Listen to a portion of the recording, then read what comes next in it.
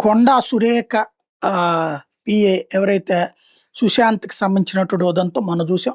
అతను ఏదైతే ఒక కంపెనీ వాళ్ళని తుపాకీతో బెదిరించాడంటూ ఉత్తమ్ కుమార్ రెడ్డి పోలీసులకు లేఖ రాయడం, ఆ లేఖ ఆధారంగా పోలీసులు చర్య తీసుకోవడం, ఈలోపు ప్రభుత్వానికి నివేదిక ఇచ్చాడు. ప్రభుత్వం అతన్ని డిస్మిస్ చేసేయడం, ఓఎస్డీగా ఉన్నట్టున్నాడు అతను.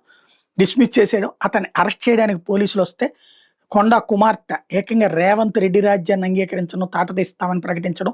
ఇంకో పక్కన ఆళ్ళ నాన్న వచ్చేటప్పటికి, "వచ్చారో నాకు తెలీదు, నేను కనుక్కుంటాను.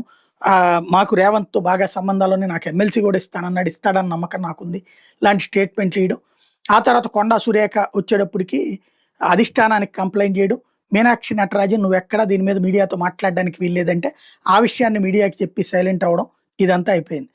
రేవంత్ మరి కొండా సురేఖని ఎందుకు టార్గెట్ చేశాడు అంటే అది పొంగులేటి శ్రీనివాసరెడ్డిని ఏడిపిస్తాం, అందరినీ ఏడిపిస్తున్నదే ఆవిడ, ప్లస్ అక్కడ ఉన్నటువంటిదంతా ఫండింగ్ని తీసుకోవడానికి ప్రయత్నిస్తోందంటూ రేవంత్ టీం సోషల్ మీడియాలో ప్రచారం కూడా సీరియస్గా చేసుకొచ్చింది. అంతా అయిపోయింది.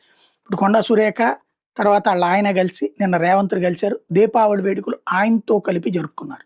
అంటే ఇక క్షమించేసినట్టేనా, వదిలేసినట్టేనా, కుమార్తె కొండా సురేఖ కుమార్తె మాటల్ని పక్కన పెట్టేసినట్టేనా, ఎట్ ద సేమ్ టైం ఈయనకి ఎమ్మెల్సీ ఇవ్వబోతున్నారా, ఆ కొండా సురేఖ ఓఎస్టీని వదిలేస్తున్నారా ఏంటనేది తెలియాల్సి ఉంది.